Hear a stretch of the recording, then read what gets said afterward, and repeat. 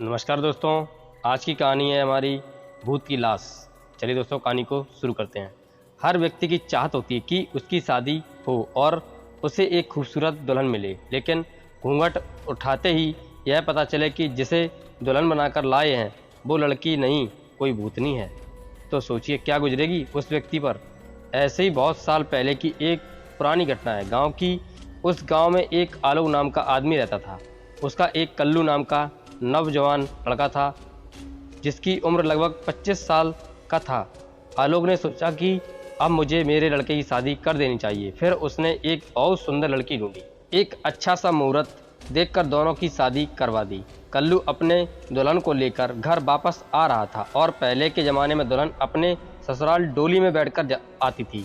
गर्मी का दिन था और दोपहर के 1 बज रहे थे। डोली लेके चलने वाले बुरी तरह से थक चुके थे और प्यास से उन लोगों का गला सूखा जा रहा था। रास्ते में उन्होंने एक घने पीपल के पेड़ के नीचे डोली को रोक दिया और पानी पीकर थोड़ी देर वहीं आराम करने लगे। आराम करते करते उन्हें एक कब नींद आ गई, कुछ पता नहीं चला। जिस पेड़ के नीचे डोली रखी थी वो भूतिया पेड़ था। फिर क्या था, जब चुड़ैल ने पेड़ के ऊपर से देखा कि एक बहुत सुंदर लड़की डोली में बैठी है।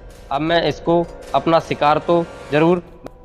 और फिर चुड़ैल ने उस दुल्हन को मार दिया और उसके शरीर पर कब्जा कर लिया। करीब 1 घंटे बाद वो लोगों की नींद खुली तो डोली लेके आगे बढ़ गए। उनमें से किसी ने इस घटना को समझ नहीं पाया और थोड़ी ही देर में दुल्हन की डोली ससुराल आ गई। रात के समय जब कल्लू अपने कमरे में पहुंचा और दुल्हन का घूंघट उठाकर उसका चेहरा देखने का सोचा, तभी उसे बहुत ज़ोर से प्यास लगी, लेकिन कमरे में रखे गिलास और जग में पानी नहीं था। उसने बाहर से पानी लेने जाने लगा, तभी उसकी दुल्हन बोली, रुक जाइए, मैं आपके लिए पानी लेकर आती हूँ। फिर उसने बैठे बैठे अपना हाथ बढ़ाकर कुएं से पानी भर लाई। यह देखकर कल्लू बेहोश हो गया। थोड़ी देर बाद जब उसे होश आया तो देखा कि दुल्हन के रूप में यह एक डरावनी भूतनी चुड़ैल है। फिर चुड़ैल ने उससे कहा कि सुनो, डरो मत, मैं तुम्हें कुछ नहीं करूँगी। तुमने मेरा राज जान लिया है, अब मैं तुम्हारे पास नहीं रह सकती हूँ। अगर मैं तुम्हारे पास रहूँगी तो शायद तुम्हें भी जान से मार डालूंगी। इतना कहकर वो चुड़ैल वापस अपने स्थान पर चली गई। सुबह तक ये बात पूरे गांव में आग की तरह फैल गई। तब से उस गांव में किसी भी दुल्हन की डोली आती थी तो वो लोग डोली को ज़मीन में नहीं रखते थे। दोस्तों, ये थी मेरी आज की कहानी।